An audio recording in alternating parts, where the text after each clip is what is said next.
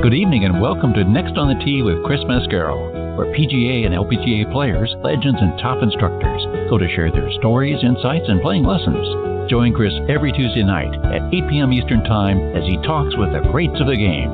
Tonight's show is sponsored by the French Lick Resort, Ben Hogan Golf, the PGA Tour Superstore, 2 Under, the Salt Creek Golf Retreat, TaylorMade Golf, the Bobby Jones Apparel Company, and Superspeed Golf. Now, here's your host, Chris Mascaro.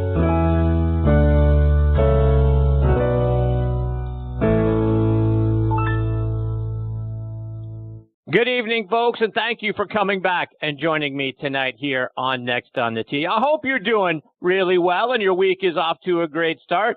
Temperatures are warming up. I actually got out on the range on Sunday and might even get my first round of the year in this Sunday. Really looking forward to that. Jonesing to play some golf and some meaningful golf and let the strokes count. So looking forward to getting out there and the backspin golf, of course. I have to get my Sunday mornings kicked off with that. So listen to the show and then get out on the golf course. Looking forward to doing that very, very much this weekend. Take my son. Hopefully have a good round.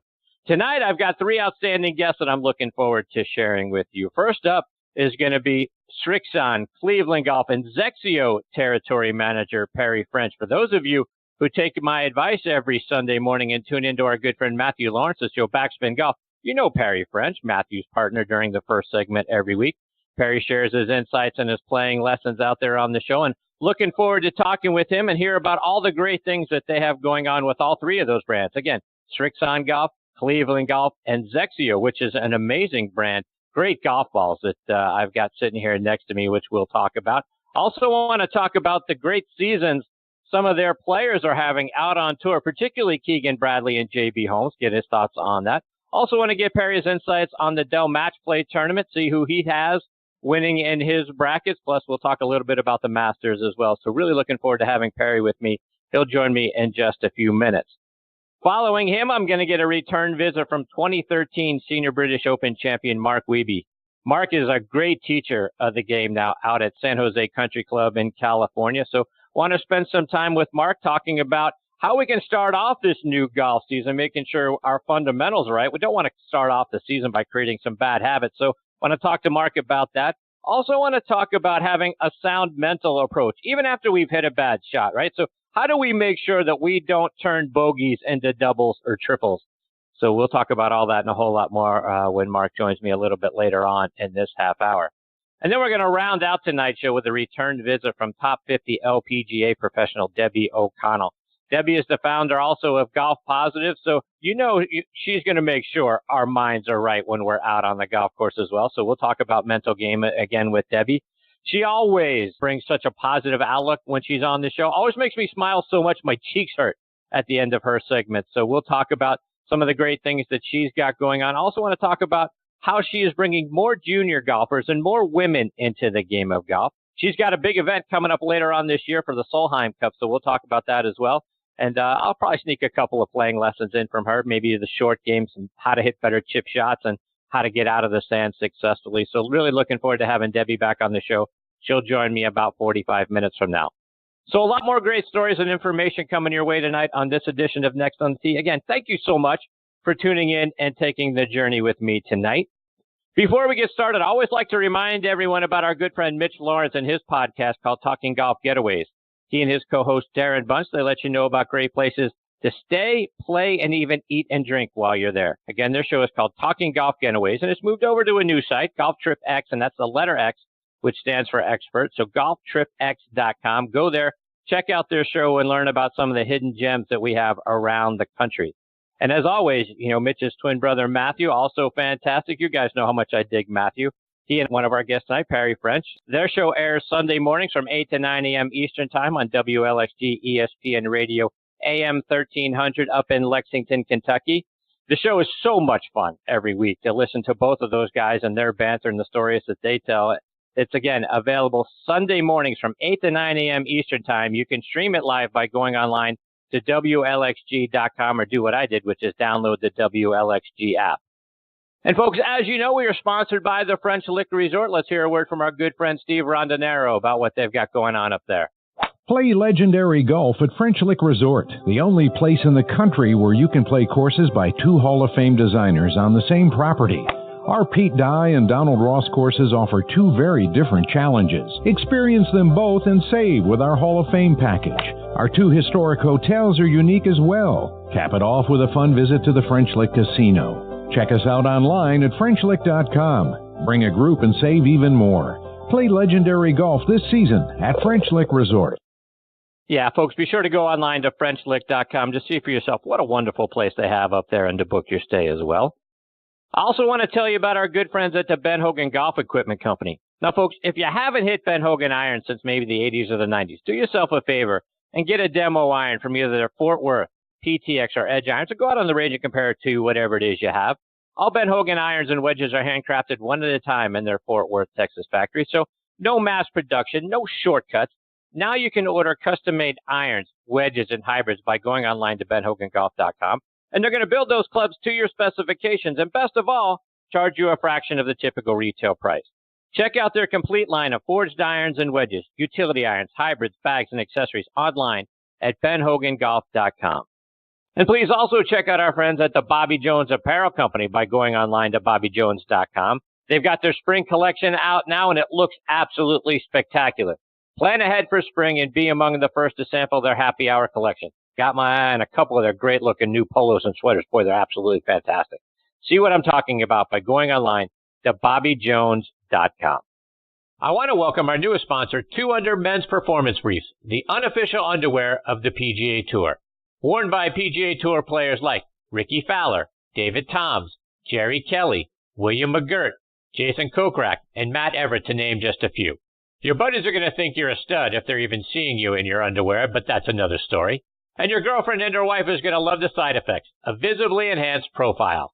The Joey Pouch technology provides the ultimate male asset management. It separates a man's most valuable assets from bodily contact to reduce unwanted skin-on-skin contact, providing less chafing, more control, and an altogether more luxurious feel. Start every round 2 Under by wearing the coolest performance briefs on the market.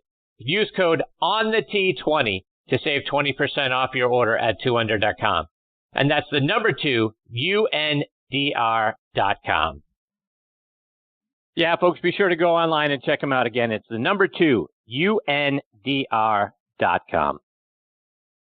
All right, now joining me here on the French Lick Resort guest line is Perry French. Perry is the brand territory manager for Srixon, Cleveland, and XXIO Golf.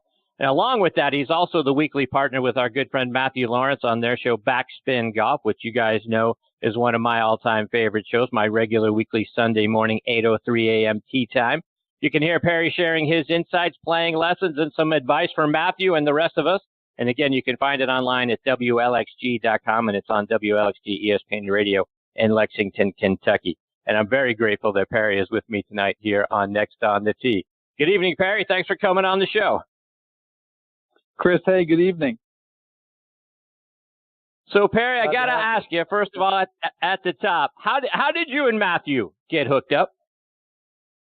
You know, Matthew and I have a couple of really close friends in common. And when he was at Duke University doing the commentary for the basketball program down there, he came in contact with a good friend of mine from Titleist Golf, who was happened to be a huge Duke fan.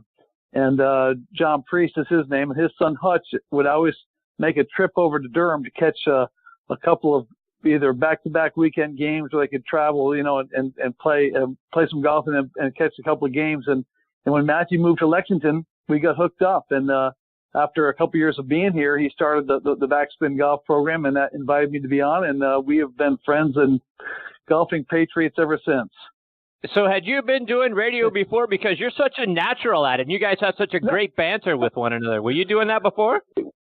No, I have not. You know, obviously, it's just it's part of being in the golf business. The talking golf part's pretty natural to me after, you know, just from being a kid, growing up in golf all my life and being around golf people and having the pleasure of working for a couple of major manufacturers. You really start understanding what this crazy game's all about from club development all the way to try to play it. And I've been a PGA pro for 25 years. So it's been in my bloodline all the way since being a kid. So it comes pretty naturally. And speaking, as you mentioned a moment ago, Perry, you're a PGA pro. So when you're not on the radio and when you're not out doing stuff with the Srixon brands, are you still giving lessons? I do. Most of my teaching's done, Chris, within our confines of our Cleveland Golf Short Game clinics. And I happened to catch your show with Tom Patreon a couple weeks ago, and he was talking about how most people don't take the time to practice their short game. And Matthew and I, every season, we go through this, 2 or 3, certainly out of the gate, certainly in the springtime gate of getting people to start thinking about their golf game, but go to practicing your short game first. And it was great to hear him talk about it, to have another well-known professional talk about what most people overlook as the easiest way to make your game better.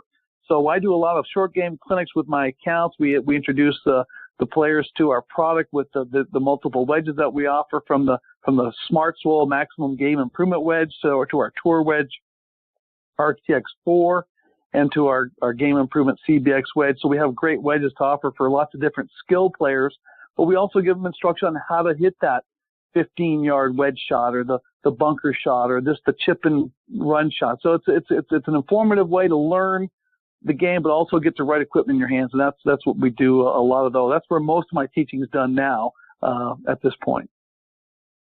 And that's perfect, Perry, because that's the first thing I really wanted to get into with you, because to your point, Tom Patry has been, banging into my head, for years now.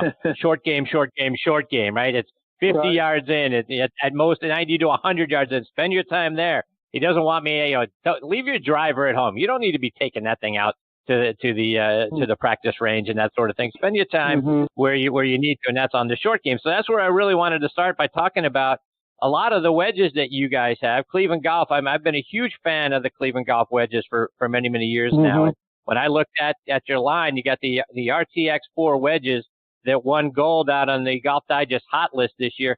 Talk about what makes those wedges so good, and what we should actually be carrying in our bag. How many wedges do we need? Well, first of all, the RTX4 wedge is truly, in the design and how it came to market, a product that is tour stamped and tour driven by what the best players in the world want in a performance wedge.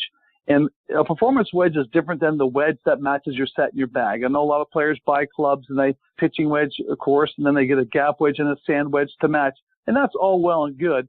But for the best players in the world, they're really trying to dial in how to hit those scoring shots with the most amount of feedback and the most amount of precision and distance control they can get, as well as the correct amount of spin. And I say that correct amount because too much spin's no good, not enough spin's no good either. So they're looking to really dial it in. And what they did with our tour development players and our tour staff, we took them to the range, said, hey, what do you want in the wedge? How do you want it to look? How do you want it to feel? Even how do you want it to sound? And that may seem silly to some of the lay people out there, but sound is a way best players determine feel. And it's not just how the club face hits the ball. So they took all these things into the mix and came out with what I believe, in the 8 years I've been selling for the company, the best wedge we've ever designed for the best players in the game. So that was what we did with RTX4. And that's a type of thing where those players typically have 3 to 4 wedges in the bag. They don't leave that space in the bag that is longer than, maybe 12 to 15 yards separation. They have a wedge that they use for specific shots, whether it be that flop shot around the green or that 40-yard wedge. And they have those clubs in the bag because they're going to be challenged every week and every day they play with executing shots from lots of different lies and lots of different types of yardages. So it's important for them to have the right tools to hit the type of elevations that they need to create and amount of spin that they need to create. So most players, unfortunately, don't have enough wedges in their bag to make those kind of shots. They kind of take that pitching wedge and they try to use that by closing it down and making it the bump and run wedge. They try to use a sand wedge and open it way up and hit a lob. But most players don't have enough practice and skill to be very good. So one of the things we can talk about right there is this: make sure you have more wedges in your bag than you do 3 and 4 and 5 irons. Okay, that's the first thing we probably have to do with most players. And like you said, with going back to Tom, you need to have clubs that let you score better, not getting to the green. And to that end, right, gapping, you sort of alluded to a minute ago, is very important. How do we know, what gapping we need and how many wedges we need in order to fill where we're supposed to be? Yeah, so most players, again, we have a pitching wedge that matches the set in our bags. Most tour players, however, will pull that pitching wedge out and they'll get a performance wedge with the amount of grooves and the design and the feedback that performance wedge that we offer in RTX4 gives them. So what they'll do is they'll sub out by yardage. So let's just say, for example, you hit your pitching wedge 100 yards in the air on the fly. As I jokingly say to players, how far would you hit this club if you had to carry water? Okay. That tells me how far they're comfortable landing the ball in the air. If I get them to give me the right number, then we gapping from that point. And that means basically going in an increment of about 10 to 12, maybe 15 yards tops between that top end full swing yardage with that pitching wedge and then back to a gap wedge. And it could be, again, depending on what your pitching wedge is. And a lot of players, today's product, the pitching wedge is 44, 45, and it might be 46. So we try to get about a 4 to 5 degree separation in their clubs. So we just stagger it that way and move backwards towards the green that way. Perry, I want to switch it up just a little bit because XXIO is a brand that I don't think enough people know about. Talk about, what XXIO is compared to what we have with Srixon in Cleveland. We're real fortunate, and I say we as I speak about the company, but we have 3 distinct brands. The Srixon brand has certainly been designed from a product standpoint to target the tour player. The Cleveland Golf brand has been designed to target the average avid golfer looking for great product at a great price for game improvement and game enhancement. And that's just to fit the way players, what they need in the way of, forgiving products. Best players want that feedback and they want to be able to control all those different variables and get that feedback from the club.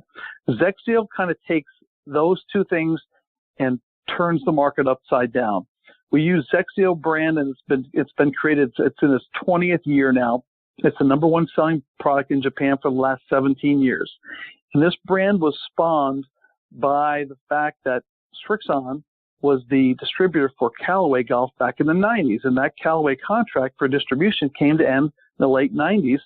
So they decided they needed to build a brand to target that market player that they were selling to deliver a product that would perform it for what those skilled players were. And most of those players were the average golfer who was losing club head speed and didn't have enough launch to really perform as well as they could. And they just took everything and said, we're going to, no holds barred, build the best equipment with the best materials and target that player with less than 95 miles an hour club head speed. That is by far and away the largest part of the golfing market in today's world, across the world, not just here in the United States. Most players don't have 95 miles an hour of driver speed at a club head speed. So XXIO started this 20-year voyage and basically continued to build and manufacture a product that just performs ultra light weights. We're talking shaft weights, Chris, that are 36 grams, 42 grams. These are weights that are unbelievable to the marketplace. Clubs that weigh 250 total grams of dead weight, or if you will, just total weight, compared to where most companies, whether you put a soft graphite A-Flex, Ladies Flex, they weigh about 320 grams. So it's almost a 25% lighter weight golf club. That weight alone helps players do 2 things. Swing it faster. We know if you can swing it faster and make better contact, the ball's going to go further. So most players are challenged by as they get older and they lose speed, they lose the ability to retain shaft load and shaft bend and energy. The design of the XXIO brand is to create a shaft that actually retains shaft bend and shaft load so that you're not losing that power as it comes into the ball. It sounds crazy, but it's technology at its finest. I've seen it firsthand where players who typically with their current driver are hitting it 180 yards in the air. This is a player who drives it with about 85 miles an hour club head speed. So they're not having a fun time playing those par 4s at 375 yards. It's a long hole, and they're not getting out there very far with roll and all that. So when we put this driver in their hand with this lightweight technology, and all of a sudden the ball travels 208 yards in the air with lower spin and rolls out about to 220, their golf game's changed. Okay, I hadn't done anything but give this player the better. I haven't changed their swing an inch. Okay, just give them the putt that lets them retain more energy. And to couple that, we developed a golf ball right alongside that you have on your desk there, and hopefully you'll give me some feedback once you get a chance to play.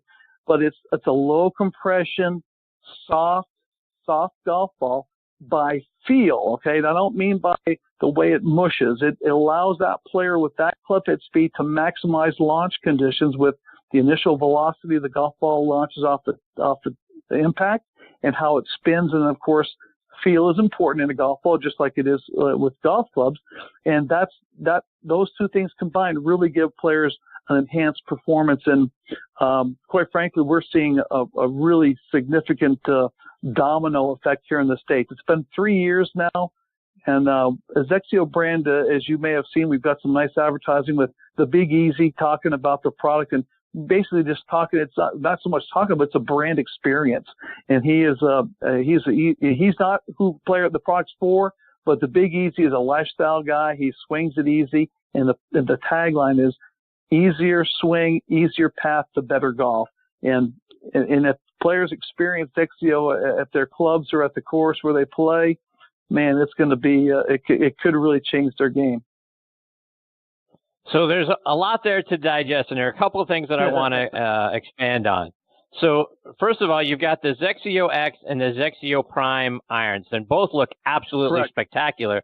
I know the X got the gold standard by Golf Digest on their hot list. So talk about what's the difference between the X and the Prime. Okay, so you and I go play golf, and we're both 90-mile-an-hour driver speed players. Okay. We both, if you put us on a launch monitor, we both hit with the ball. Our club head speed's 90 miles an hour. Your golf swing, though, is very much a long and syrupy golf swing. We'll call it a Sam Snead style golf swing, right? Yeah. Fluid flowing. We just wish we hit it as square as Sam did, right? So then we go to the next player, my swing, who's my ex-hockey player and me. I'm a short backswing. I'm real quick in transition, and I kind of slap at it, right? There's your difference. How the shaft is loaded, how the shaft is returned to the ball. The Prime series is for players with the slow, syrupy swings, i.e. the Big Easy. The XXIO 10, or X as you called it, is designed for players with a little quicker transition. So the shaft profile is a little different. It's not quite as soft from tip to butt. It's a little bit lighter. It's 36 grams compared to 44. Doesn't sound like much, but it definitely transitions difference in how the player loads and unloads the shaft. And it helps with the player's ability to return the club squarely with less dispersion. So we're trying to match up this player's profile by how they swing the golf club. And the tag I use when I'm fitting players, it's not how fast you swing it, it's how you swing it fast. And there's where those two products are different. We also have a ladies version. Certainly ladies, the one thing that's great about XXIO is it fits all lady players, from the ladiest golfer who's getting into golf for the first time or has been playing golf and hits it 165, 70 yards. Ladies XXIO is a great product. It's easier to swing, but they can move all the way up to the club champion lady player who's been playing a men's senior club in her hands from any of the other brands. And the men's XXIO 10 or the Prime would work perfectly for them. So it's how that player swings the golf club. All right, so let's talk about the golf ball now. And I had heard Matthew talking, on your show about how beautiful a golf ball it is, and how nervous he is about potentially losing one and showing it to people, but not letting anybody hold it or touch it or do that sort of thing. and I thought that's crazy. That's Matthew being crazy. And then I got a dozen. You said you were kind enough to send me a dozen, and I'm sitting here looking at it as we speak. It's a beautiful golf ball. It's different looking than anything I've ever seen. Talk about the XXIO golf ball. Sure. And again, that's part of the brand the brand mystique, but also the brand presence. And so what you've got is you have what they call the XXIO Platinum and the XXIO Gold. Okay, that's the two different golf balls. They are essentially the same exact golf ball, Chris. There's no difference in either one's design. The coloration, the box presentation is for those players who like to look at something with a platinum finish and some who like to look with a gold finish. Okay, that's really the difference on the visual. But it's very glittery, it's very cool looking, and it does have a unique appearance when you put it out, hold it in your hand, and pull it out of the box. But the key guts of that golf ball are three things. The first thing is the core and how it's designed.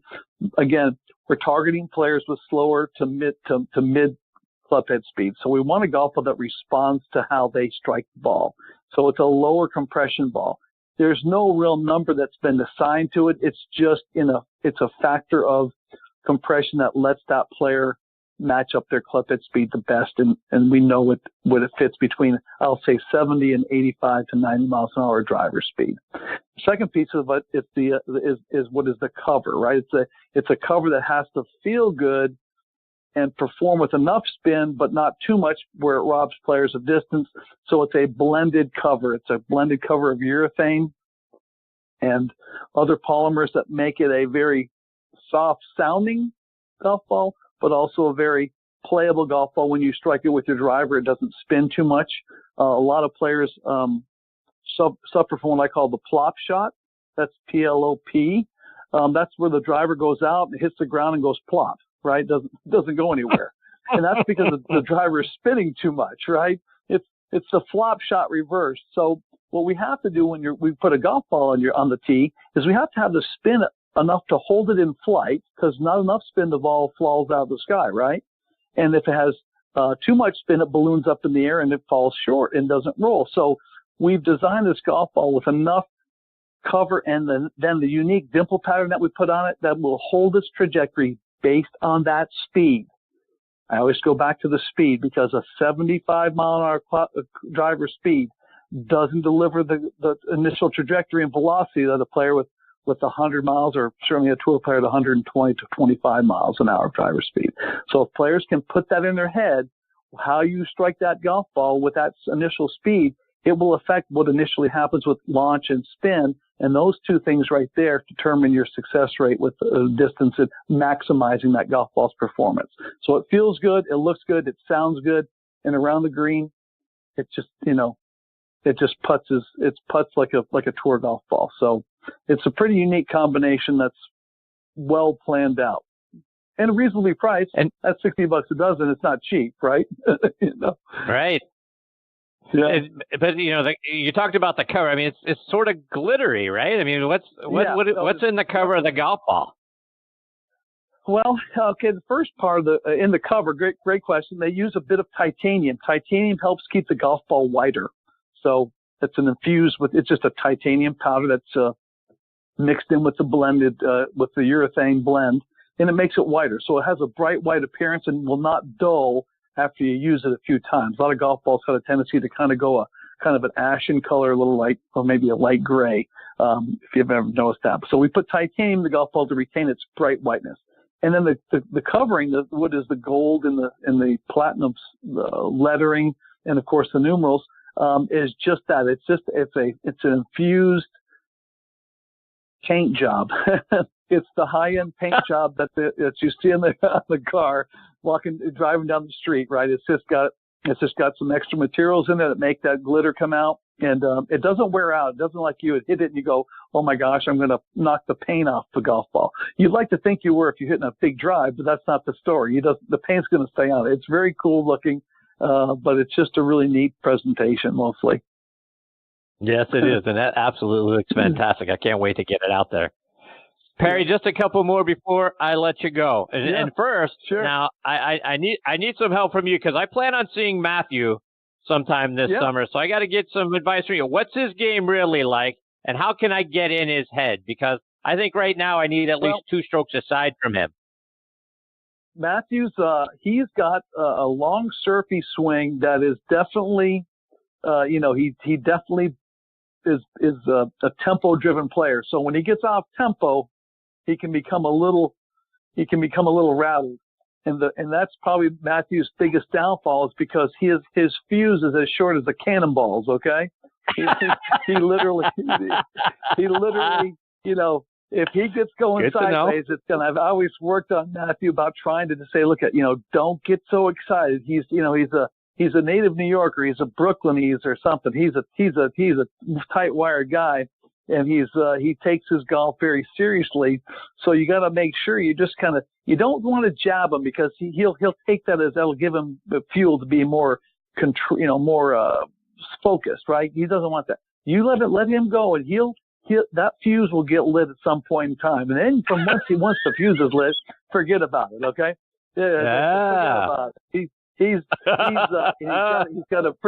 He's got a pretty consistent game. He's not terribly long anymore, and he used to play a lot of golf and played good golf back in the day, as we say. But he is a fun guy to play golf with. And when you come to town, I want to know, so I can, a worst case scenario, I can get in a cart and kibitz as you guys play around the golf together. But it'll be worth a watch.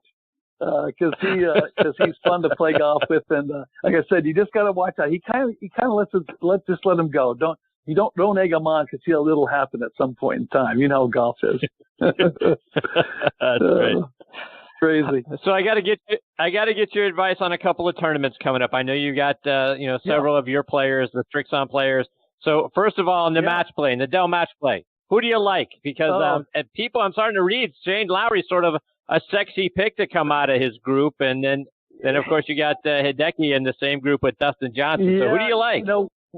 Well, we're enjoying a pretty good year early out. Hideki had a great weekend last at the Players, and 11 under par, 2 rounds. But Chris, it's match play. Oh my gosh, and it's match play within the pods, if you will. And I'm hoping that we can get at least one of our top guys out of their pods. The draws are. Yeah, I've looked at it, and for me to pick somebody, I'm going to go with Matsuyama, just because I think he's got enough game to where if you've watched him play, he's a streaky player, right? So he might not play well for 3 or 4 holes, and all of a sudden he can turn it on and get it going. And in a match play, you got to be resilient that way. It's only you don't have to be worrying about making making a bunch of pars. You got to make birdies in match play. And I like Hideki's chances of doing that. He would be my odds-on pick from a Srixon guy to show up, and it'd be fun to see him. He's back in form. He's been healthy, so that's a good. So take that a week further out, and we've got the Masters right there on the horizon. Do you like him there as well, or do you like at Augusta? Boy, I tell you what, certainly you would think there'd be some momentum to grab, but I think from what guys are going to play, I'm going to look forward to seeing Keegan Bradley is playing his best golf right now since he won the PGA. It really has. It's been his best 8 months of golf. I think he would be probably the top Srixon player that'll come out of the week of the Masters. Wouldn't that be crazy if he were to pull off a win? But I don't know. It certainly, from a all-around game, Matsuyama certainly seems to have all the tools, but his putter lets him down. And at the Masters, the putter is king, and I think that's what will probably hold Hideki back is getting a little bit either too bold with the putter or getting gun shy. And I don't know if he can put those greens as well. But I'm going to go with Keegan to play the best of the Masters, and I don't know if he can put a green jacket on, but that'd be fun to watch. Perry, before we let you go, let our listeners know, how can they stay up to date with all the great things that you and the brand are doing, either online or on social media? Yeah, it's certainly it's easy. It's www.clevelandgolf.com, www.srixongolf.com, and then it's XXIO, XXIO.USA.com. So those are both the 3 ways to get the most information about the brands. If you're looking to try the product out, you're going to find the nearest facility and event taking place that you could attend on those 3 sites. And certainly at your local golf course is another best way to figure out where there's a chance to try those products out. And that would be my best guess to help people find their way to our brands. Well, Perry, I can't thank you enough for taking time out of your night to come over and be a part of the show. I hope you'll come back and share more of your stories and insights with it. I feel like we just barely scratched the surface, and I'd sure like to get more time with you, but I really appreciate the fact that you were here tonight. Chris, my pleasure. Look forward to it anytime. Be well. Perry, say hi to Matthew for me. I'll be listening on Sunday morning. I appreciate you. We'll do. Thanks, my friend. All right, take care, Perry. That is the great Perry French, and like I say, you can hear him every Sunday morning in the first segment of the show with Matthew on Backspin Golf, WLXG.com. Download the WLXG app. A lot of great stuff. I'm telling you, folks, you got to go check out that XXIO golf ball. That is absolutely outstanding. And then take a look at their irons and their drivers as well. It's an interesting brand, and they're doing great stuff. And think about that, a third less weight in their irons and in their drivers, and what that'll do for your swing speed and that sort of thing. Looking forward to checking those out as well, and obviously getting Perry back on the show again real soon. I've got my next guest, Mark Wiebe, hanging on the line. Before we get to Mark,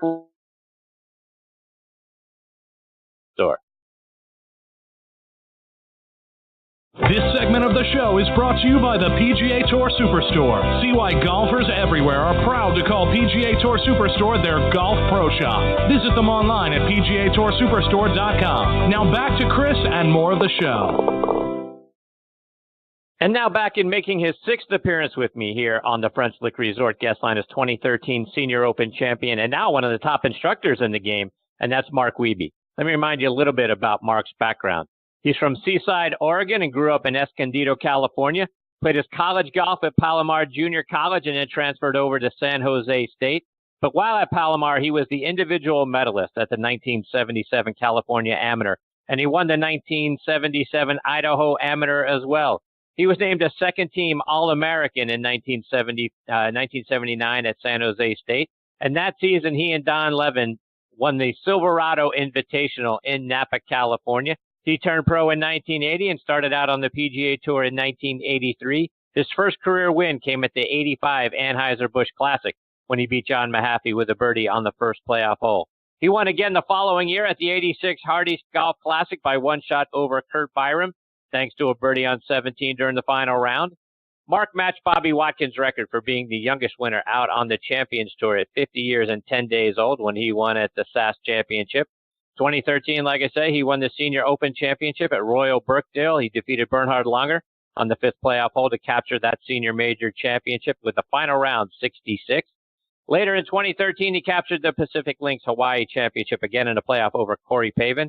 In all, he's won 8 times as a professional, twice on the PGA Tour, 5 times on the Champions Tour and the 1986 Colorado Open as well. He is now the Director of Instruction at San Jose Country Club in San Jose, California. And I'm thrilled he's back with me again tonight here on Next on the Tee. Hey, Mark, thanks for coming back on the show. Hey, Chris, how are you, buddy? I'm fantastic, my friend. How are you? How's the beginning of golf season out in San Jose? Well, I will tell you, I think people out here are a little bit antsy. We've had a whole bunch of rain, and it's really curtailed the springtime onslaught of golf that people usually get into, and with spring break coming up for a lot of the kids, it's been raining, so everybody's kind of grumpy, walking around in rain gear and sweaters and hats, and so I think the NorCal would love to see a little bit of sun here soon. I'll tell you what, Mark, it's very similar here in Atlanta. We've had a ton of rain. So it's been difficult to get out onto the course at all, and even trying to get out on the range. So, which is a perfect way for us to get started, because what I wanted to ask you about to kick off our segment is fundamentals. Right now, if we haven't had an opportunity to play much golf or to swing because we haven't been able to get outside, whether it's due to rain or cold or what have you, how do we make sure that we get started back with the right fundamentals and we're not out there creating bad habits that we're going to have to work ourselves back out of? Well, to me, I just have 3 basic fundamentals, so that's good because I'm keeping the number down so I don't get lost in it. But for most people, the grip, your alignment, and your posture are kind of the basic fundamentals you need to have in golf. No matter what level you are. I know that when I played the tour and the Champions Tour as well, when you took time off, especially when you play a lot of golf, you really do take time off. You don't take time off in golf. You get away from it. So when you come back after, I don't know, 2 or 3 weeks or maybe more in some cases, it's not like you've lost your swing or anything, but you do go back to your checkpoints. And, obviously holding the club correctly and having your grip, you've been doing it for a while. So holding on to the club correctly, and then you need to know where you're aiming. So you got to point your body in the right direction and then have the right correct posture to support your movement or your golf swing. So I keep that short. I don't know if anybody has more than that, but I think that when you've had this break and you go back out, those are the 3 checkpoints that I do personally, and I also encourage with all the people that I'm helping with golf lessons. And Mark, when we first go back out, right, before we are playing, whether it's our first round of the season or really any time before we actually go out and tee it up on the first tee, how do you teach your students to get ready and to warm up and be prepared? How much time should we really take out on the range, and what are the things that we should do in order to make sure that we're ready to play our best round of golf? Well, everybody's different. Now, I hate to categorize everyone in the same boat. Some people need, for instance, with Craig Stadler, if Craig came out sooner than 25 minutes before his tee time, and we all thought he was sick or something was wrong with him because he just didn't want to be out there. He would get bored. And so he needed a short amount of time. And then, of course, you'd have someone along the lines of a David Frost or other buddies of mine that needed a full, 2 hours, hour and a half to get everything. They go through all their checkpoints before they start their game. So, that's hard to just generalize just one time. I think the best thing to do is to be, stretched and flexible. And when you do go out, so you're ready to go physically as far as stretching and not worrying about how many swings you've made. So you don't have to go make swings to become loose. You've already stretched and you're loose, I think is a key before you go outside. And then I think, again, I hate to avoid your question. Everybody's so different. Personally, I hit so many wedge shots when I warmed up that was kind of the bulk of my warm-up session before I played was sand wedges and pitching wedges, maybe 30 or 40 balls, and then I moved right on and threw my bag quickly, short iron, 7-iron, maybe a mid-iron, and then on to 3-wood and driver. And all of these were 1 or 2 balls each because by the time I was done with my wedges, I was ready to go. And also weather is a big dictator on how much time you get. Obviously, if it's cold, you're going to need a little extra time, not only to get loose, but to kind of get your body prepared for what the weather is going to be when you play. Obviously, if it's warm, you don't need as much time. You're ready to go. By the time you've stretched, you're kind of ready to go. So, everybody's a little different. I mean, I don't rush stuff. There's times that you go out to hit balls and people get panicky if they don't hit it just right on the range before they play. And it depends on what you take out of your range session. But if you're going out before you play to warm up, then it's actually just warming up. It's not really working on your golf swing and making sure things are aligned correctly as far as all the things you're working on that particular time. I think that the range is for work, the golf course is for play. And to take that a step further, Mark, when you're doing a playing lesson with one of your students, talk about what you're looking for, and do you get into the mental side of the game, whether it's decision making, whether it's frustration and stress? How do you do a playing lesson when you're out watching one of your students? Well, that's a great question. I mean, I'm totally watching their mental side. And not so much are they positive or negative, but what are they thinking? Are they wasting thoughts with, for instance, well, the last time I hit a driver, I left it right. Should I aim more left? Any thoughts of history, I try to get out of their heads. So I'm really looking for someone that is trying to, and I'm trying to help with them manage their game. But not only that, but I have course management, and then there's game management. And course management is how you would play a golf course, how it sets up for you. Are you a left to right, or are you a right to left, or do you want to hit it low that week or high? Is it wet or hard? Is the rough penal? Is it not penal? So you're kind of preparing your way around to play a golf course. There's game management, and that is when you hear Tiger a lot saying he didn't have his A game today. Not many guys have their A game when they play. I'll take a B game any day because it's not bad. So, but you have to know when you're right on the button hitting the ball and when you're kind of mishitting the ball and it may be going a half a club short. So that's game management. So when I'm working, especially with the juniors, I'm trying to get them to think their way around the golf course and not give in to I'm not hitting it good today. I probably won't have a good score. I would rather say, and I may not be hitting it that well, but what a challenge this is. I have a great opportunity to have a low score when I'm not even on my game. So that's kind of what I think is where, in fact, not just me, but most guys that have played the tour, you have to become that way to be successful.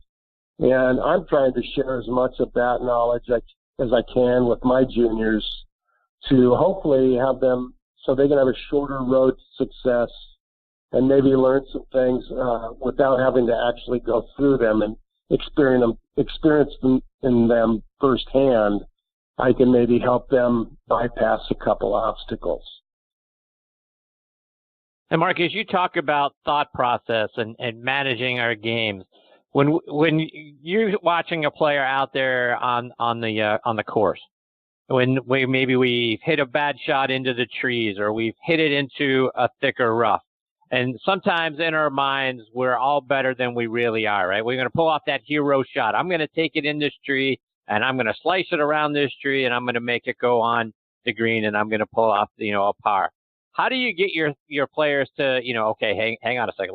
Let's not turn, a bogey into what could be a double or a triple. How do you get them to kind of really think their way around? Sometimes you got to take your medicine. Just take a bogey. Let's not walk out of here with triple. Yes. Well, when I'm out with them, I'm trying to explain to them their options. And I'm letting them know that in a round of golf, the object is to shoot the lowest. So is the lowest, how much is that risk reward? The shot you're trying to hit through this little thicket of trees, is it worth that or is it not? And I think if you're playing golf, well, not just for a living, but if you're playing golf where your score means something, then to me, I like playing the percentages. I'm trying to get the juniors I work with to be so good with their wedge games that it's not a big deal to get it back in play and have a wedge into a green and probably have, if you get really good with your wedge game, probably have a pretty short putt at par. And sometimes, in fact, even hitting it up there close where you can go tap in.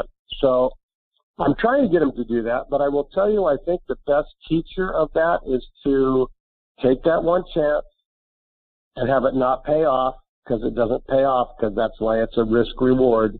And you find yourself with that triple or making a 9 on a par 5 may be the best lesson you can get. Because once you do that once or twice, you realize, you're blowing 3 and 4 shots at a time making these decisions. So the 78s turn into 73s, the 73s turn into 67s, and that's how you shoot lower. So I try to impress them that this is kind of, here are your options. This one probably has a higher percentage to make par or bogey. This one has a percentage to possibly make a birdie if you hit it on the green from here through the trees and over the water and not buried in the lip of that bunker. You might be, you might be able to, but there's also some about it. One of the juniors that likes to give it a run. There's a fine line between aggressive and just maybe not making a smart decision. Mark, just a couple more before I let you go, and let's kind of now finish up our round. If we're coming down the stretch, and you've done this a bunch of times where you've had an opportunity to win and you've pulled it off, how do you get your students to mentally prepare for, let's not get ahead of ourselves, but now we're coming down the stretch and let's stay in the moment and not, hey, one hand on the trophy, but you still got golf to play. How do you keep them in the moment and not let them either be overcome by the thought of winning or be beaten down by the stress of trying to win? Right. Well, this is something that I think you need to practice. And my examples to my juniors are, if you're not doing very well out of the bunkers, you go practice bunker shots. If you're not driving the ball very well with your driver, you go to the range and practice your driver. Same thing with putting. You go practice your putting. So if you want to work on being in the present and working on your mental frame of mind while you play, then you need to practice that as well. So when you're out and you think there are times you go out and you're just playing with your buddies and everything's cool, but there are times that I think when you go out and you're playing with your buddies or you're playing by yourself or you're in the tournament or whatever, you need to practice those mental being in the moment times, because it seems like there's never success looking in the past or looking too far ahead. And if you watch, I'm always using the tour players. Those players stay in the moment. So they're never, and I think the guys that don't or the girls that don't probably don't have as much success because it's just a hindrance more than it's an advantage. So I'm constantly talking to my kids about, I don't care what you stand, and I use myself as an example. I don't care what shot this is in the hole I'm playing. It doesn't matter if it's my second shot or fourth shot or sixth shot. It doesn't matter. I'm still trying to hit this shot right now. So take the number away, take the outcome away, be in the present, execute what we practiced on the range for countless hours. This is what we're doing. We're trying to create this time that you can rely on your routine, your thought process, your course management, your preparation that you've made, and you get to trust that and see what happens. And if you're pulling that off, that means your trust factor kind of fires up and gets high, and that's great. That's the direction we want to go. But as long as we're all staying in the moment, in the present, and not getting outside of our little bubble of right now. Mark, for those who are now, you've wet their whistle for, boy, I really wish Mark Wiebe was my instructor. How can they stay up to date with all the things you're doing, and whether that's following you on social media or reaching out to try to get a lesson? Well, let me see. My website is pretty easy. It's markwiebegolf.com. You just got to spell my last name right. That's all. Wiebe. That kind of takes you wherever you need to be. I got my email on that. I have my connection to San Jose Country Club's website. You can book lessons online with me. You don't have to email me. You can just go on to Book Now on my website and look at my schedule and book your lesson. We have a new junior program that's been fantastic. It's called Inside the Ropes, and trying to teach the kids what really happens inside the ropes, not a pretender, just a contender. So trying to let them know the thought process, the course management things, everything you need to know to get to that next level is what we're trying to share. So lots of stuff going on at San Jose Country Club, and excited for this spring and summer. Well, Mark, I can't thank you enough for taking time out of your busy schedule to come back and be a part of the show. Always enjoyed the segment when you're a part of it. I hope you'll come back and share more of your stories and insights with us real soon. You're fantastic, my friend. You're great, Chris. Thanks so much for having me. I always enjoy it. Mark, take care. All the best to you and your family. We'll catch up again soon. Thanks, buddy. See you, Mark. See you later. That is the great Mark Wiebe. MarkWiebeGolf.com, and follow him on Instagram and Twitter as well. What a great guy. Great stories, great lessons, and we'll talk a little bit more about his playing days the next time he comes back on the show. But always enjoy Mark. Looking forward to that very much. All right, before I get to my next guest, Debbie O'Connell, I want to remind you about a couple of our sponsors. First, Super Speed Golf. Now used by over half of the tour players around the world, Super Speed is the fastest and most effective way to increase your swing speed. 3 8-minute training sessions per week are all you need to see a 5% increase in that swing speed. And with sets for golfers of all ages and over 1 year of included video instruction as well, Super Speed offers a complete solution to help you start bombing it off the tee. Visit them online at superspeedgolf.com to pick up your set today. And folks, well, TaylorMade has done it again, and the all-new TaylorMade M5 and M6 drivers have arrived, and what a story. They feature both speed-injected twist face, and what a wonderful look and feel as well. Created through a revolutionary manufacturing process where every single head, and I do mean every single head, is injected and calibrated to the threshold of the legal limit. Basically, every head now is Tour Spicy. Speed for all of us. Now available by going online to TaylorMadeGolf.com or visiting our friends over at the PGA Tour Superstore. All right, now back with me here on the French Lick Resort guest line is one of my all-time favorite guests. And not only just because of her golf knowledge, but just what a wonderful individual she is as well, and that is Debbie O'Connell. Let me remind you a little bit about Debbie's background. She is an LPGA Class A teaching professional and club professional as well. In 2002, she was named the LPGA National Professional of the Year and the LPGA Southeast Section Professional of the Year as well. 2004, her high school alma mater, Ridgewood High up in New Jersey, inducted her into their Athletic Hall of Fame. 2007, she won the inaugural Nancy Lopez Golf Achievement Award, which is given annually to the person who emulates the qualities valued by Nancy, which are leadership, passion, giving, and approachability. In 2008 and 2009, she was named a top 50 instructor by the LPGA. In 2010 and again in 2012, she was recognized by Golf Digest as one of the top 50 female teachers in America. 2016, she was named a Northeast Section Teacher of the Year. She's also a media pro, having done stints with Ladies Links 4 magazine and on the LPGA website as well, lpga.com. She hosted her own show, the Debbie O'Connell Radio Show, for a decade, and Par for the Course TV show as well. She is also the founder of Golf Positive, which offers multimedia golf tips and articles to enhance both your golf game and your life as well. She's written a book titled Golf Positive, Live Positive, Lessons in Golf and Life. And tonight's sort of a milestone for her here on the show. This is her 10th appearance with me, and I couldn't be more grateful to have Debbie as a part of the show. Hey, Debbie, how are you, my friend? Oh, Chris, thank you for that amazing introduction. I can't believe it. 10 times, really? Yeah, 10 times. I'm honored and privileged to be able to say that. Thank you so much for enduring me 10 times. Or 9 going on 10. I love it every time, Chris. You are amazing, and you ask just incredible questions that help your audience, and your enthusiasm about the game and your audience and the people that who learn and grow from your show. You're just awesome. I love to spend the time with you.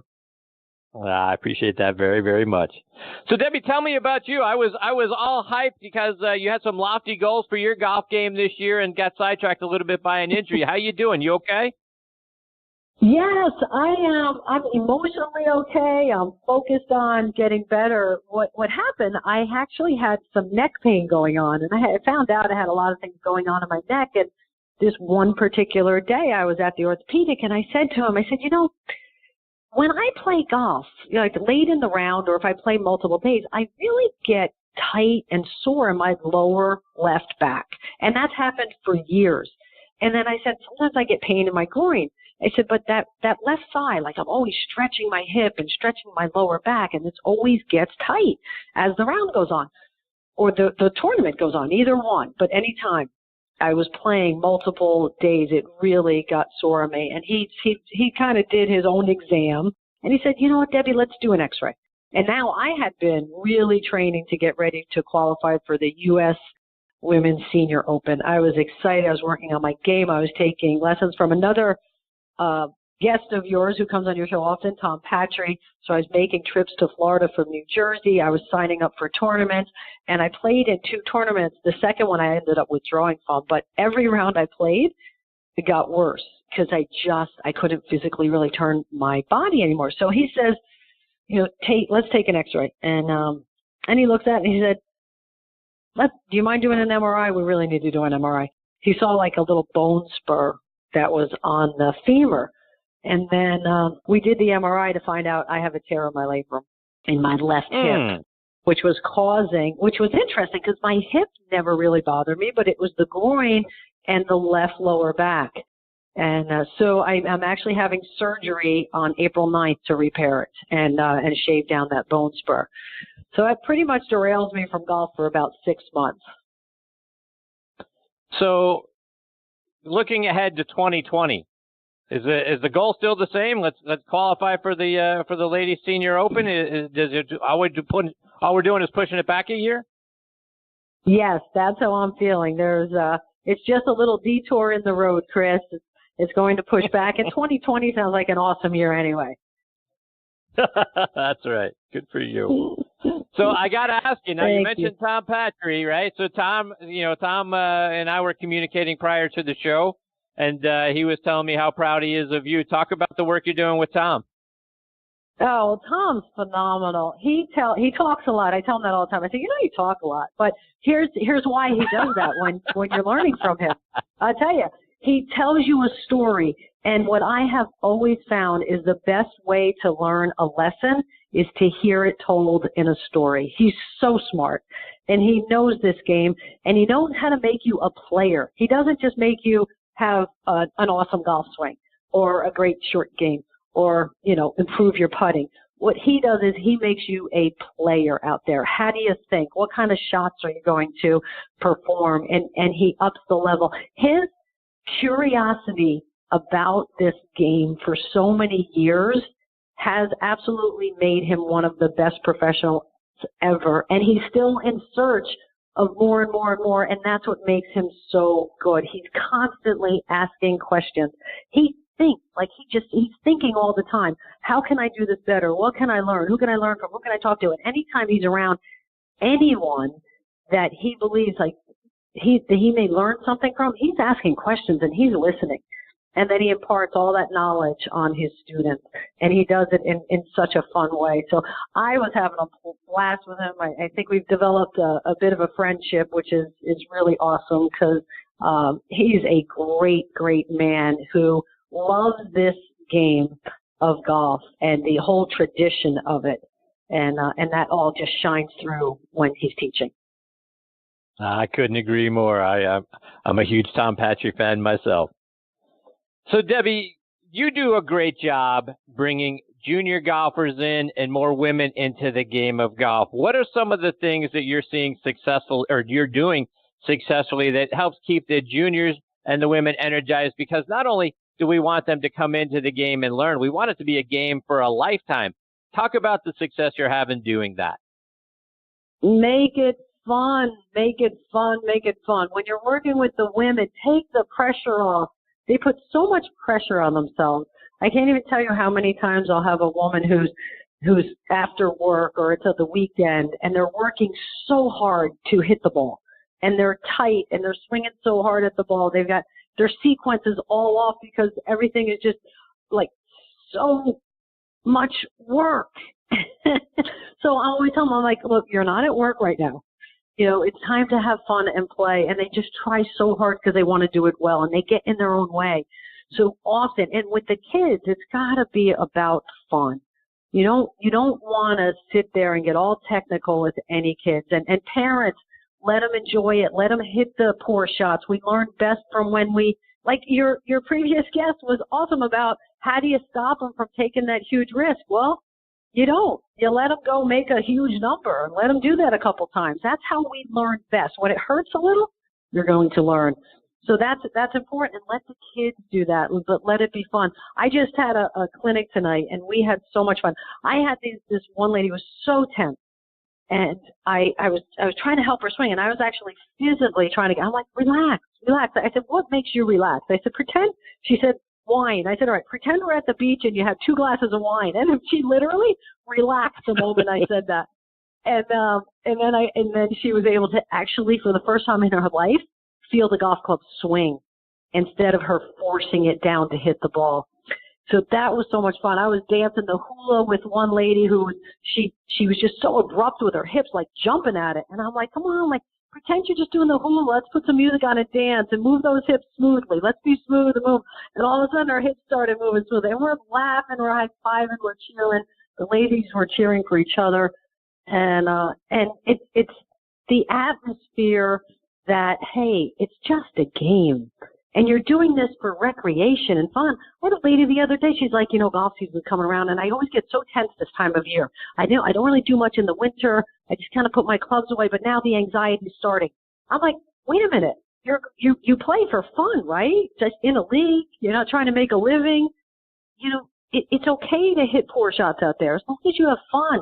And it was the same thing with her. We had to loosen her up. So much of what I teach, especially amateur women golfers, it's not the technical stuff. This lady that I was just talking about, she was actually had lessons every year, and technically she looked good. If you picked it apart, slow motion, and you saw the movement, but she was so tight on the club, it didn't swing. So it didn't care. It didn't matter what great position she was in. If she had the brakes on the whole time with tight hands and shoulders and arms, the club wasn't going to do its job anyway. So she got swinging, got looser, and let it go. She said, oh, my gosh, I've never felt that. So I think that's really a huge part. And for teachers to recognize what causes some things, and a lot of times it's anxiety and tension and trying too hard and not wanting to embarrass ourselves, and the student getting in their way. And even if you get them in that perfect position, are they what are they feeling? What are you seeing as far as tempo and timing, and then helping people get out of their way with that? So that's kind of my strategy with a lot of these women. My go-to is if they're like, I'm not an athlete. I'm like, well, do you like to dance? And when they say yes, I'm like, all right, great, because that's what golf is. It's tempo, timing, rhythm. When they say no, I'm like, oh, okay, let's find something else. But it's fun. We need to make this fun. It's a game, and we want to be welcoming and get them to laugh. Tee it up in the fairway if they're a beginner not playing in a league. Do things that make it more comfortable for people. And Debbie, for those of us who have, junior golfers, right? We're the parents of junior golfers. Are we the problem? Our expectations and what we want, and how we want them to play, are we putting too much pressure on the kids so that you talk about it's just a game? Are we part of the problem? I would say I would never make a blanket statement like that. Because I've had some of the most amazing parents who just watch quietly and cheer, and when they see a neat shot that goes up in the air, even ones that aren't great, but hey, look, you really held your finish good. I've had many parents like that. I really have. I think when the junior athlete is quite good, and I've had those as well, and then sometimes starting to play in some junior tournaments and competing, and then all of a sudden they see, oh my gosh, we have a star here, and the possibilities that could happen. I do definitely believe that happens, where there's a big push, there's this pressure. I know of some kids who would get yelled at if they didn't play well or they had bad holes, and it wasn't what Nancy Lopez's dad would ask her after a round. And what she asked me after one round when I didn't play very well, she said, did you try your best on every shot? And if the answer is yes, then golly, be proud. Be proud that they tried their best on every shot. And that means getting emotionally ready, mentally ready, feeling confident, letting the last shot go, and saying, okay, let me do my best on this shot. and one shot. And when you can teach your child to do that, then one, you're going to have a better player on your hands than if they're feeling pressure the whole time, and that they know, you know what, if I just do my best every shot, my parents will be proud. And then, you know what will happen? They'll hit better shots because now there's no pressure on them. But yes, I do think, and unfortunately, that happens all too often. But there are also many parents who just encourage and are proud of the kids for being out there and trying their best. Debbie, switching gears just a little bit, want to get some playing lessons from you, and I've got my annual buddies trip coming up here in a few weeks, and I need some help in a couple of different areas. One, with my 3-wood off the deck. Hey, when you got those fairway shots on a par 5, hitting the 3-wood right there off the fairway. Too frequently, I'm hitting that shot fat. What do I need to do differently to get better contact? Chris, I had a challenge with my 3-wood once a long time ago, and I had a tendency to top it when I would miss it, and it'd roll down the fairway. So I was playing in this one tournament, and the first time I took the 3-wood out, I cold topped it, and it was a team event, and I had a partner kind of look at me like, "What was that?" And it rolled. This is a professional event. And then there was later in the round, I really wanted to hit 3-wood again. And I'm like, wow, this is a perfect shot. It's a par 5. I get real close. And I said, you know what? I can do this. I said, stay in the moment right here, this club. I've got this. And instead of what I did the first swing, because of my past experience with topping it, the first swing, I was like, all right, now just stay down and hit the ball. Come on, just really stay down. And then I topped it. So the next time, and here's what I think would help you, especially because it'll help you get the clubs through and not bottom out too soon. Think of the target. And I changed my thinking, and I kept the mantra because I didn't want the doubt to jump in, which sometimes happens unexpectedly. You're like, you think, oh my God, don't top it or don't hit it fat. You don't want that to come in. So what I did in this situation later in the round, I'm over the ball, and all I kept saying was target, target, target. I kept that word going in, and I focused on target mentally, and my visual was of the club swinging through to the target. It wasn't about the ball. It wasn't about hitting the ball at all. And once I got the club swinging through to the target and then letting myself make my normal golf swing and trust it, but the mental part about being on target, I started hitting my 3-wood again very well. And that'll be the key for you. That's why you have me on the show this time of year, right? Because every time we've done this little playing lesson, you've made money. I'm supposed to get a percent, right. I don't think I've gotten a check in the mail because every time you write me and say, that really helped me. So yeah, that would work. Get your mind on the target. Look at the ball, but mind is on the target, and you're thinking target. You're swinging through. A great word is finish, because if you hit your other shots well, it's not mechanical in your swing. Is that something's going on with that club in your mind? All right. Not so much. So let's talk about the other shot. Yeah, let's talk about the other shot that causes me some anxiety, and that's the greenside bunker shot. What's the best way to make sure at least I'm getting the ball out of the bunker and onto the green and giving myself an opportunity to save par? Here's the secret. When you get in the bunker, when you're switching your feet back and forth, you feel like you're dancing, and you loosen up and go, all right, let's just play in the sand. Come on, baby, let's do the twist. I say that for fun, but really, one, relax. It's just sand. The pros love it. They're looking to hit the ball in the hole, those pros. But absolutely, I think one of the biggest mistakes a lot of people make is they don't follow through. You kind of slow down, you get careful. You don't want to skull it and hit too far. All these maybe past experience that might have happened. But hit that sand out of the bunker and truly follow through. I think you saw one of the drills I did on the Golf Channel, which was hitting some marshmallows out of the bunker. That's right. Which really helps the confidence of swinging with acceleration through the ball as well. Because are you leaving it in the bunker on some of those? Yeah, I mean, I'm doing both things you just talked about. I'm either leaving it in the bunker or I'm hitting it way over the green. Okay. All right. So marshmallows is a good one. But here's the thing. You said it causes me anxiety. You got to get rid of that. And here's something that I suggest you do when you're over the ball before you're going to hit your shot. Look at the hole and go, you know what? This might go in. And when your brain is like, oh my God, we might hit it in the hole. Well, this shot can't be that hard. And I tell you what, I have used that on challenging shots, and I look up there and I go, you know, this might go in. You know, one of those over a bunker with water on the other side, a tight pin, one of those. This might go in the hole. And then you know what, this is going to be fun. And here's something that happened to me, and I learned it from a fellow LPGA professional. We were playing in a team event. Part of it was alternate shot. And we were in a practice round, and I don't know, we were both hitting, and she looked at me at one shot, and she said, you know, Debbie, I am not afraid of any shot out here, so I don't care where you put me. You just swing away, and let's not worry about where the ball goes, because you know what? I'm not afraid of anything out here. And I tell you what, Chris, that took my game to a different level of fearlessness on the golf course. I was like, you know what? She's right. So we made up this hashtag fearless fun. And all of a sudden we'd look at each other and we'd go, fearless fun.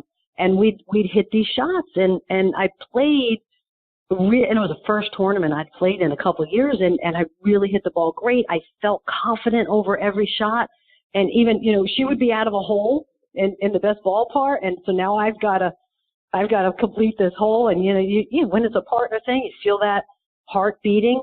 And that's not a bad thing when your heart's beating, because sometimes it just raises your mental focus a little bit more. You have that extra level of intensity over the shot to focus. And then I'd get ready to putt and I'd say, fearless fun. And then I'd stroke it so relaxed and easy. And I was either saving pars or made a couple nice birdies for the team. And that was the attitude for the entire 2-day tournament. So try that one too. Yeah, the shot might go in. Absolutely. Fearless fun. Not afraid of anything out here. This is awesome. And go to Thankful. I was playing in a tournament before I found out about my hip injury, and I was looking around. I'm like, this is so much fun. How lucky I am to be out here. If you go to appreciation, you can't feel anxiety. They've done the studies on it. You can't be stressed and thankful at the same time. So if you're out there and you see the ball go in the greenside bunker, you know, just as you're walking up, go, gosh, you know what? I'm so lucky to be out here. I'm so lucky I have a radio show. I have kids and family, and I have this game of golf. Wow. Then you go up there and you go, fun, baby, here we go. And you might not get in the hole. All right, so now I got to get a playing tip from my buddy Bob, who doesn't understand that clubs have loft, because he's always trying to, on the chipping shot, he's always trying to scoop it. And I know you have a great video out on golfpositive.com about scooping those shots. Talk about how we should be avoiding that. Oh, well, remember, I call that scoopy poopy is the way people remember. And I did have one lady, she was in a clinic of mine. I ran into her 5 years later. She goes, you told me about no scoopy poopy, didn't you? So it's a memorable line. As long as I remember, I don't care if I sound like I'm in kindergarten. Anyway, what happens when you do use your wrist? You lift the club head. The club head comes in the air. And where's the ball? The ball's not in the air. The ball's on the ground. So the key is to get the club head to get to the bottom of the ball. And we definitely need to keep those hands nice and quiet out of the shot. And truly what happens and why people do this is when they're not confident with a certain shot, you're going to trust the hand that feeds you. Meaning, if you're a right-handed player and you're right-handed and you feed yourself with your right hand, you brush your teeth with your right hand, anytime you have anything that needs to be a coordinated action, you do it with your right hand. So now you step over a shot, you're not real comfortable with it, so righty over here says, step aside. I do everything else for us. I'll hit this shot too. So the key to hitting the shot is your big muscles, right? We need to use your chest and back and abs and rotate that upper body back and then use a little bit of hip. So what I explain to a lot of my students is I ask them a question and I say, what would be more consistent? Because I hear that question. I want to be more consistent. I want to be more consistent. I said, well, what's more consistent, physics or human beings? And they look at me like, huh? I said, physics or human beings? What would be more consistent? What's reliable? They're like, well, physics. I said, absolutely. So when you are hitting a chip shot, you want to create a pendulum. And the way you best do that is to use your big muscles. Because when you're using that really confident, coordinated one hand to do most of the work and try to hit the ball, that club can go anywhere. That's humanness. That's hand-eye coordination. And you better go hit 1,000 or 2 balls every day to create some consistency if you're going to let your wrist fly all over the place. Because that's a little muscle, and it can move the club in different directions. If you're in a good setup, how many directions can you turn your shoulders back? And you'll repeat that movement. How many directions if you turn your hip a little forward? I mean, it's not going to go in 5 different directions in 5 different swings. It's going to do the same thing. And then from there, you keep the one thing that stays, centered is your head and spine, right? So we just create a pendulum around our head and spine, and now you're playing with physics. And now you're playing with something that's reliable and repeatable because we can trust gravity over and over and over. So what's his name, Bob? Is that his name? Bob. All right, That's his Bob. name. Trust physics. Let's get a little movement in your upper body going back, a little bit of hip, but keep your chest turning through. Great drill for you is take an alignment stick and put it on the lead side under that lead arm. But you're not holding it. It's just line free, but you're going to grip the alignment stick with your golf club. I call it the magic stick because if you go through that and you're scoopy, the stick will hit you right in your ribs, and it really doesn't feel good. So that stick will hit you, and it'll remind you to not scoop the ball. Don't be scoopy poopy. Plus, I'm sure Bob doesn't want to be called scoopy poopy. So we take that stick, we put it there. If the stick doesn't hurt you, it doesn't hit you at all, you're doing it great. And that ball will pop in the air and get on the green. Let the club do the work. Trust physics. Let the club swing back and through. Use your big, reliable muscles. Debbie, before we let you go, you have a wonderful book out on Amazon.com called Golf Positive, Live Positive, Lessons in Golf and Life. Talk about what people are going to learn when they pick up your book. Oh, it's really fun because there's many stories in it. I have stories about playing golf with Nancy Lopez and some of my experiences with golf and experiences in life. And as I said, I really enjoy reading books with stories that teach a lesson, and that's how I love to write a book, with stories. And what it is, the golf lessons will be there. Bob, you better order it because I think that drill is in there too. So Bob can learn his chipping. But then what I do is I say, now in life, that's a short shot in golf. And in life, it's important to set short-term goals. So then I talk about short-term goals to go along with the chapter about chipping, the little shot. And then when I talk about pitching, I teach that shot, how to hit the ball in the air and get it over something. And then the question for life is, how well do you get over obstacles in life? And then there's the rest of the chapter is all about getting over obstacles in your own life.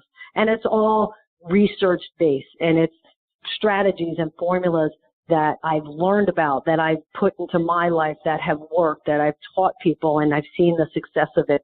So for the golf part, as well as the life part, you'll learn lessons. It'll be a fun way to learn. There's stories in there.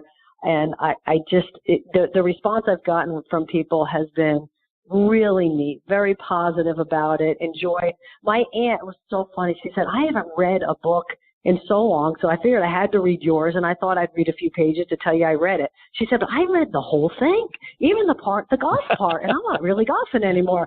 I mean, she was shocked at herself that she got into it and really enjoyed it. And my dad even read it. My dad read the whole book. I was like, you did? And he said, yeah, I read it. Oh, man, those stories were great. He was like, wow, I'm proud of you. That was really good. I really liked your book. So that was fun. Even though you kind of hope your family reads it, it was nice to hear those comments from them. But non-family members have actually read it, Chris. I've sold more than 2 copies, so that's good.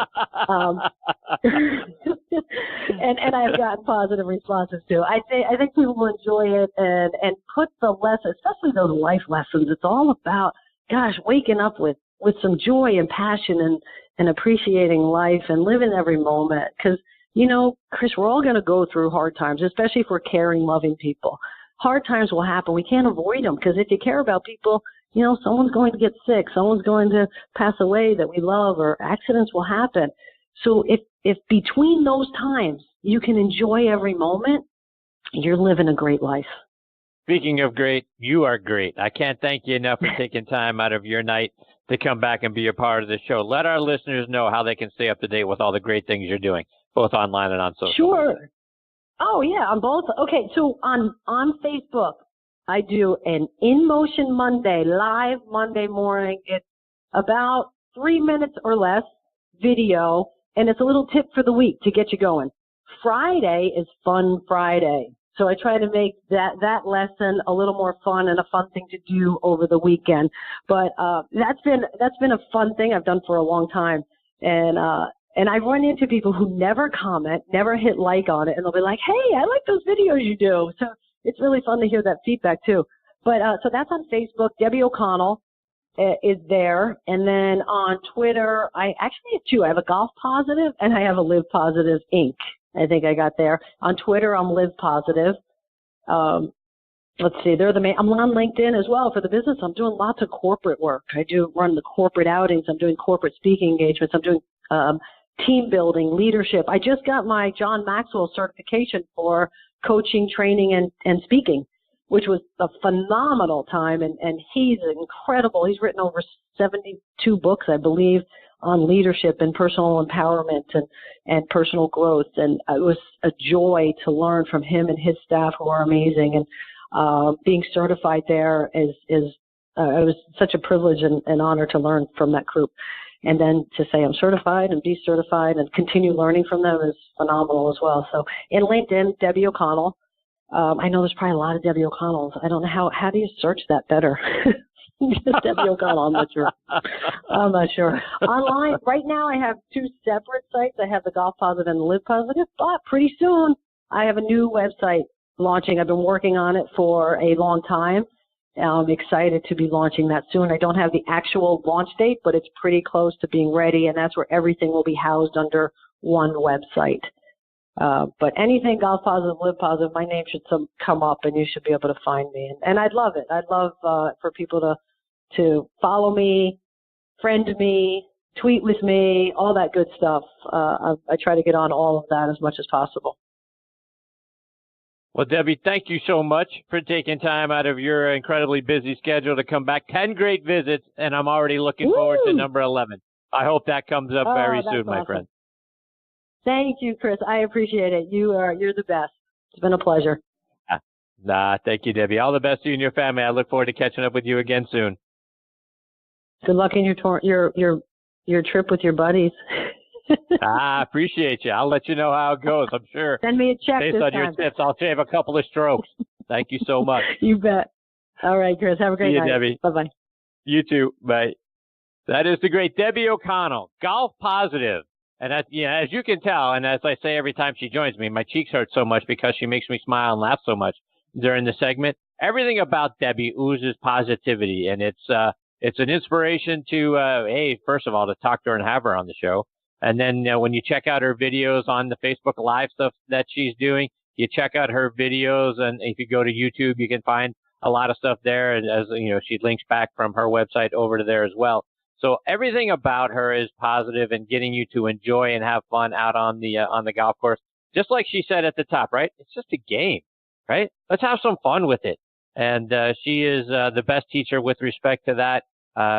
Technically she's sound, and then from an emotional and stress perspective, she's absolutely outstanding. And hopefully, I'll be shaving some strokes off with that 3-wood and the sand shot as well. But 10 times, can't thank her enough, and looking forward to number 11. Hopefully that's very soon. All right, folks, time for me to put a bow on this episode of Next on the Tee. My sincere thanks go out to Perry French, Mark Wiebe, and Debbie O'Connell as well for joining me tonight. Give me your thoughts, please. Check out our page, Next on the Tee with Chris Mascaro. Also, there on Facebook, give me your comments, give me a like. That's very important to me. And plus, if you've got a question for one of our future or our previous guests, let me know. I'll be glad to get that question answered for you. Check out our sister show on the football side. It's called Thursday Night Tailgate with me and my co-host Bob Lazari and our announcer Joe LaJanusa. That show airs live every Thursday night from 8 to 10 p.m. Eastern Time. You can stream it live on Blog Talk Radio, or that show like this one available as a free podcast over on. You can find it just about anywhere you can consume podcasts. We're on Podbean, Spotify, iHeartRadio, Audio Boom, And again, just about any place that you can consume a podcast, you'll find us on there as well. Please check out this show online, ThursdayNightTailgate.com, and nextonthet.net for this show, ThursdayNightTailgate.com for the football show. We've got those two websites as well. And again, we're linking back over to our site over on Podbean there. You can stream or download any of our archive episodes for either show for free that way. Folks, thank you again for choosing to listen to this show tonight. We really appreciate the fact that you're making Next on the Tee part of your golfing content. Until next week, hit 'em straight, my friends. You've been listening to Next on the Tee with Chris Mascaro, where PGA and LPGA pros and top instructors and media members go to tell their stories. Join us